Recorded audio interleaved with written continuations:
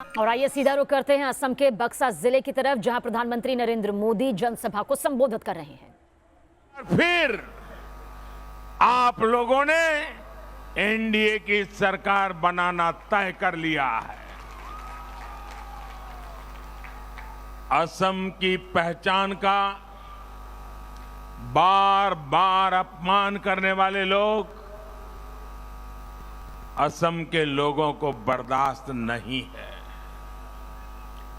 असम को दशकों तक हिंसा और अस्थिरता देने वाले अब असम के लोगों को एक पल भी स्वीकार नहीं है। ये साफ दिखता है, असम के लोग विकास के साथ हैं, असम के लोग स्थिरता के साथ हैं, असम के लोग शांति, भाईचारा, सद्भाव, एकता के साथ है। ये एनडीए सरकार के प्रति सद्भावना का असर है कि नए साथी भी हमारे साथ जुड़ रहे हैं। असम के तेज विकास के लिए हम सभी का मिलकर काम करना जरूरी है। मिलकर काम करते और करते करते हुए ही हम बोडोभा उपेंद्रनाथ ब्रह्मा, रूपेंद्रनाथ ब्रह्मा, गुरुदेव कालीचरण, सतीश चंद्र बासुमतारी, महावीर चिलाराय, ऐसे अनगिनत हमारे महापुरुष, महान संतानों ने इस क्षेत्र के विकास का जो सपना देखा था उसे पूरा कर पाएंगे। साथियों, बीते 5 वर्षों में डबल इंजन की एनडीए सरकार ने असम की जनता को डबल फायदा दिलाने का प्रयास किया है। असम में हो रहा विकास यहां पर कनेक्टिविटी बढ़ा रहा है। असम में हो रहा विकास यहां पर लोगों का, महिलाओं का जीवन आसान बना रहा है। असम में हो रहा विकास यहां पर नए अवसर बना रहा है, नौजवानों के लिए अवसर बढ़ा रहा है। आप बरसों से चाहते थे कि यहां तेजी से पुल बने, सड़कें बने, आपका कहीं पर भी आना जाना आसान हो जाए। और सीधा रुख करते हैं असम के बक्सा जिले की तरफ, प्रधानमंत्री नरेंद्र मोदी जनसभा को संबोधित कर रहे हैं। हम लोग तेजी से कर रहे हैं। जो काम अभी चल रहे हैं, एनडीए सरकार की वापसी के बाद उन्हें और तेजी से पूरा किया जाएगा। जहां भी नए पुलों की आवश्यकता है, नए पुल बनाए जाएंगे, आवाजाही को और आसान बनाया जाएगा। साथियों, यहां साल के एक हिस्से में बाढ़ आती है और दूसरे हिस्से में किसान को पानी की कमी से जूझना पड़ता है। इस स्थिति को बदलने के लिए हम पूरी ईमानदारी से काम कर भी रहे हैं और आगे भी करेंगे। पीने के पानी के लिए हर घर जल अभियान को भी 2 मई के बाद तेजी से और आगे बढ़ाया जाएगा। प्रयास ये है कि जल्द से जल्द असम के हर परिवार को पाइप से पानी की सुविधा दी जाए। भाई और बहनों, यहाँ के चाय बागान में काम करने वाले साथियों को भी कांग्रेस ने लंबे समय तक मुसीबत के अभाव में रखा, मुसीबतों में रखा, अभाव में रखा। चाय बागान में काम करने वाले लोगों के लिए सबसे ज्यादा काम एनडीए सरकार ने किया है। इस साल के केंद्रीय बजट में चाय बागान में काम करने वालों के लिए 1000 करोड़ रुपए की विशेष व्यवस्था की गई है। 1000 करोड़ रुपया शायद पहली बार आजादी के बाद एक साथ चाय बागान के लिए खर्च करने का तय हुआ है।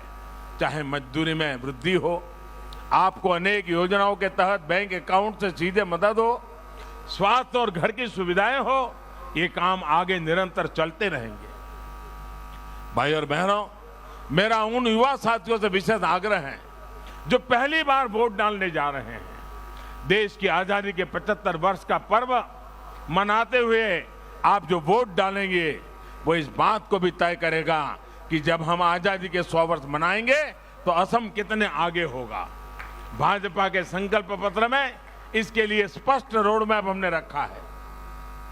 आज डाला गया आपका वोट आपके भविष्य के 25 वर्षों की नींव तय करेगा। असम के एक बड़े हिस्से ने अपना दायित्व निभा दिया है। 2 राउंड के मतदान में सबने बहुत उत्साह के साथ इस सपने को पूरा करने के लिए अपना काम किया है। अब बारी लोअर असम की है, आप सबकी है। महाजोत के महाजूट को आपको सिरे से नकारते चलना है। जिस तरह पहले 2 चरणों में आपने बीजेपी की एनडीए की सरकार ज्यादा से ज्यादा सीटों पर विजय सुनिश्चित की है, वैसे ही आपको तीसरे चरण में भी करना है। भाइयों बहनों, चुनाव अभी चल रहा है।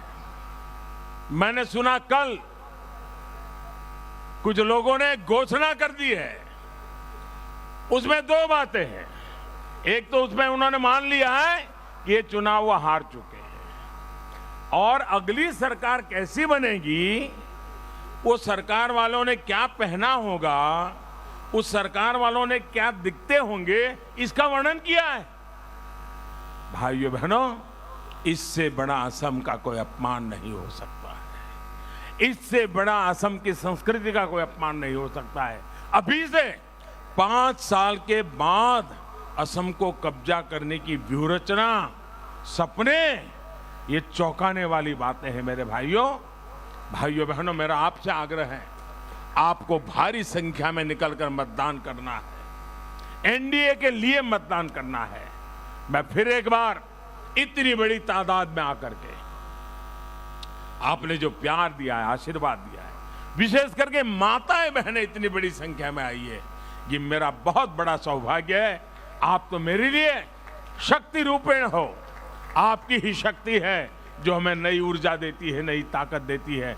मैं फिर एक बार मातृशक्ति को भी प्रणाम करता हूं। आप सभी भाइयों बहनों को भी प्रणाम करता हूं। मेरे साथ पूरी ताकत से बोलिए, भारत माता की। आवाज इतनी जबरदस्त निकले कि पूरे लोअर आसाम को खड़ा कर दे। भारत माता की, भारत माता की, भारत माता की, भारत माता की, भारत माता की। बहुत बहुत धन्यवाद।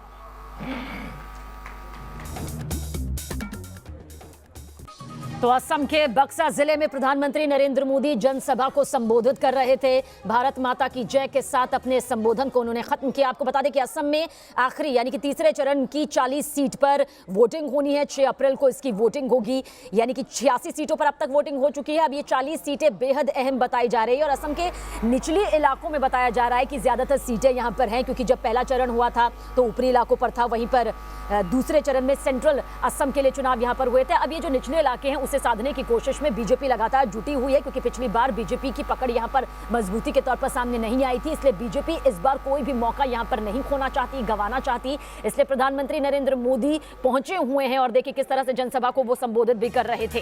तो कांग्रेस ने किस तरह से असम को लूटा है, कांग्रेस पर निशाना साधते हुए प्रधानमंत्री नरेंद्र मोदी यहां पर सामने आए। किस तरह से बम बंदूक का दौर यहां पर चलाया, किस तरह से कांग्रेस ने असम को हिंसा में धकेला, पीएम मोदी ने तमाम बातें कही।